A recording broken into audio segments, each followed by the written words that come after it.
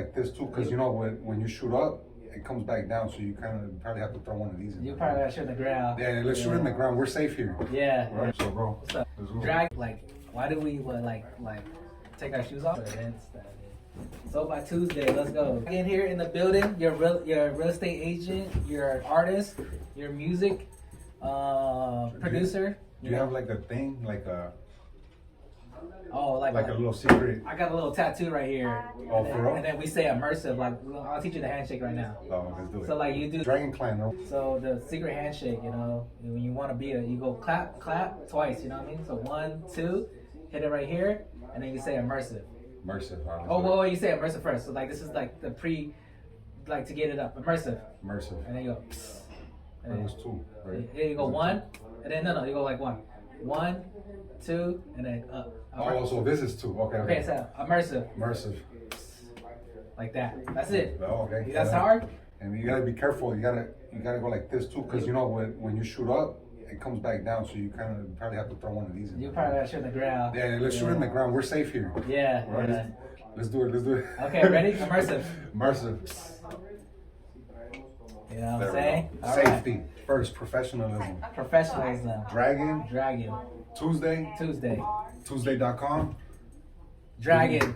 Find me on Spotify. Butterfly Doors. Butterfly Doors. Yeah. You know, fuck the bell. Brand new song coming out already. So. All right. Something I want to talk to you about. Yeah. Why, when I go into like an Asian household, a big, like a pillowcase full of rice. So like, you know, a big thing in the Asian culture is rice. We eat rice with everything, you know, and it could be Indian. So like Indian eats like basmati. Oh, do Indians do that too? Yeah, do they have like a? Yeah, they eat it's called like basmati rice. Or the cow rose. And then the Southeast Asians eat like jasmine rice, and then like, you know, just like just like how any culture is, you know, like so like for instance, there's always bread in the Americans, so like you eat bread with a lot of stuff, or like different cultures, you know, you might have something completely different, you know, so a bag of rice, you know, that's how we roll. And I never really thought about it, right? But I've been into a couple of Asian households, and the first time I saw it, because first I sold the house to a Asian family. Yeah. And the guy, you know, like most Asian people are not very tall. Yeah. So this dude was, I don't know if he was probably under 5 feet, but he had like a 3 foot tall, what do you call the big? Did he cook you some rice? Yes, he did cook me some rice. But I'm just saying, but now if I go into an Asian household, I always look for it. And then something else I noticed too, when you walk by like you could smell like Chinese like spices and food. Yeah. I hate it. If I'm out there passing out flyers and talking to people. You hate it? Damn, bro, I hate stop it. Asian hate. Cause I like Chinese food, bro. I like you know, I like Asian, Vietnamese food, everything, bro. So you walk by some of these houses and they just and Indian houses too. You could smell the like curry or something, and you already know they're eating fire in there. Damn, yes. Something I do want to. I'm gonna steal from you guys the taking the shoes off thing. Taking the shoes off, okay. That's a thing. You know, you don't walk into my house with your shoes on. Yeah. And I got that from you guys. You go in there's some sandals, maybe some like slippers or something inside, but you can't use them outside, and you can't use your shoes inside to keep everything nice. Is that why does that happen? So like, you know, it's all about, you know, because it's not just about being respect, clean, right? Yeah. It's about respect. Yeah, so like it's all about respect, and like, you know, like if you got shoes, you're gonna like, you know, especially if you came from a muddy place or, you know, something else, and like, you know, like some of the homeowners don't like their carpet messed up or their towels all like, you know, kind of like scratched up with shoe marks. So, you know, to prevent that, you know, we like to just take our shoes off and like, you know, roam around. Can you be a sneakerhead?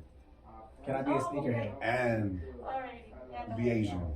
Because what do you mean? What do you mean? Well, hold on. Because you know when you walk by an Asian house, they got the shoes outside. Okay, right? So what if you got like some nice some J's? Yeah. That like somebody else wants. Yeah. So you just leave them outside? Yeah. So, you know, like, yeah, of course you can, you know what I mean, you could be whatever you want to be, you know.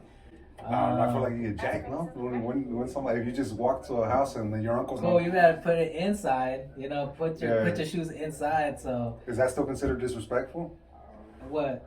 Or you just gotta take your shoes off, but you don't have to leave them outside? If like, let's just say like, if it's someone that you don't know, like, a guest, then, obviously we value guests a lot. So they, you always can see them walking around with shoes. But typically, if you've been like, you're familiar with the house rules, it's just like going to a party, and like you're playing beer pong, right? And it's like someone that never played beer pong before, they might get a slap on the wrist. But like, let's just say like this person knows the house rules a lot, and you just accidentally messed up. Yeah, you're gonna get called out for it. Like I said, so I'm definitely still in the taking the shoes off thing. Yeah, but I'm not leaving don't go to my house expecting nice shoes outside of my house. Mm-hmm. Not leaving them outside. Yes. Right. How about a Mexican? What do you notice anything about Mexican households? Like, why is the oven always full of stuff? Or is that an Asian thing too? Well, it's hard because like I really like California, and like I grew up a lot around indigenous people, so I always have full respect for any person and people out there. With that, yeah, I mean, one of the things that probably stuck out to me a lot is, I always see like it's very religious every time I go into a household. Like it's like a lot of like religious like type of statues. Oh yeah. And for me, I come from a different type of culture. I have a different religion, so like. I respect everybody's religion, but that's something that probably stick out to me when I walk around somewhere. You ever see the crosses over the beds? Yeah, I see that. Yeah, I see that a lot. I think it's because I'm not respect everybody like that, so I'm not religious like that. But I always think it's I kind of feel like they're trying to avoid some spirits. They're gonna have an exorcism or something if they don't have up. Yeah, man. It feels a little bit like. I mean, like I think everyone should be, I think if you're spiritual, then yeah, I think that's really cool. What does that mean? What does spiritual mean? I don't even know. I'm gonna be honest. I'm not religious, so I don't even. Give it a try. Give it a try. I want to hear this. Okay. What does spiritual mean? What do you think it means? I'm I did take a couple religious class and philosophy classes about religion, so. Spiritual is kind of more of like, outside the body, inside, so it could be like about a soul interacting, and then so especially with the environment that they're in.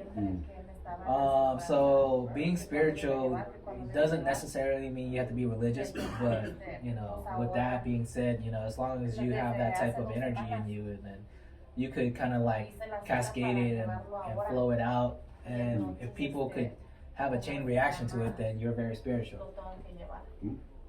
You influence other people, you influence people around you. Yeah. Sounds pretty good. I want to connect the two. Let's connect it to real estate. So, real estate is real. It's something, tangible. You hold it and you own it, and, all this spiritual is obviously probably the opposite of that. Yeah. It's like Bitcoin, right? You got like gold, and then you got Bitcoin. Yes. Right, you can hold gold. Bitcoin is more, could be digital. Yeah. Right, so you could pray. You can have a good feeling about selling your house or getting the right house, but that's not going to be enough. You need an agent. You need an agent that knows. Yes. That's experienced, knows the market, knows how many people are buying, knows how many people are selling. Yep. Knows and right here too. That both of us, we know what's up. The rates, you want to know what. You got Dragon, you got Tuesday in the building, and we in the house, and we have a lot of depth knowledge. I come from the civil engineering side, the construction side. I worked with a construction company before, so. You bring me in, I could definitely tell you a lot about information about the property. That's attention to detail. That's what that is. That engineering, you need attention to detail. So he'll see something coming before. Of course, if it's somebody that's experienced. Yeah, especially like if this is like kind of a commercial property, right? You have a lot more voltages, that electricity that come in versus a residential. Where they're the typical, 120 to 240, right? So commercial, right? You could have like repair shops, body shops that need more voltages, especially if you're like, having a lift or something. So, a lot about, you know, a lot about different materials what you're using, and what type of engineering that comes to play, right? So like a lot of structural, a lot of architecture. How did the architecture build this design and building? And then after that you can kind of converse down to a little bit more detail, which is like more mechanical. So yeah, I know my way around. Let's take, for example, if you're buying a house. Yeah. And he'll see, he might notice like a wall looks weird, some wires look weird, there's a stain or something like that people with experience are gonna see these things. And somebody that's buying a house they might just see, oh, okay, it has enough rooms, it has a door, the door locks, there's a backyard, there's a garage, I can put my car in there, but you might not notice little things that are gonna turn into a problem later on. Yeah. And that's what I'm good, how are you? the attention to detail gives you guys. Yeah, especially if you are, you come in and like, let's just say like something kind of looks off, right? And you hire a contractor, they decide to do a construction in your home. Typically, sometimes, they could get away with it, and like, you never know, it could not be properly installed to the right dimension, to the right measurements. Let's say on the blueprint it's telling you that it needs to be 13 feet, in length, and it comes out to be 12.7. Now you have a kind of like a 0.3 type of measurement that's gone wrong. Where did it go? You know what I mean? That they just wanted to kind of just put it in there just because time is in the essence. Because generally when an owner wants to come see a house, right, they want to see it like how it's planned from start to the beginning. They don't want to see a delay. They don't want to push in a type of a contract where you're missing dates, and now you have to be paying for that just because that's a penalty. So everything's always got to be in time. Now, because of experience, we'll see things that are so. Like you said, if it's something's off by an inch or two, we're probably not gonna know exactly what it is. But since we've seen enough, if we see something weird like a stain, then we might be like, oh, that might be this, and you might want to get this type of inspection. It might be mold, so you might want to get a mold inspection. Exactly. You see like a crack you see a giant crack on the floor. Yeah. And it's not like we're gonna go and test that out. We're just gonna recommend, like, there's a crack on the floor. Mm-hmm. And the crack matches the crack on the wall in the house. Yes. There might be some issues with the foundation. I agree We're with that. aware of that. I agree with that right there. Yeah. And we'll just recommend, like, I mean, if this is something, this might get expensive, or if you're worried about it or you're not worried about it, I'm just pointing it out. Yeah. At the expense of pointing something out that you might not like. That's, we're not here to be your friend, right? We're here to be like a guide. We're here to make sure that try to catch problems before they hit you. We're here to back you, have your best interest in mind, and that's I mean, if we didn't take care of people, then we couldn't last here. Yeah. So, that's definitely something that you have to be very aware of, because when you see like any type of like damages or anything that's out of the ordinary, that's gonna stick out. You know what I mean? And especially if someone's paying top dollar for that. You know what I mean? So I know, like, if I'm paying like a quarter to $500,000 or a little bit above that, I would want my type of property to be at the utmost best quality that's ever been. So. Yeah, well, you want to get your money's worth. Make sure you don't get ripped off. Exactly. Oh, I got a question. Yeah. What's the last real estate question you got?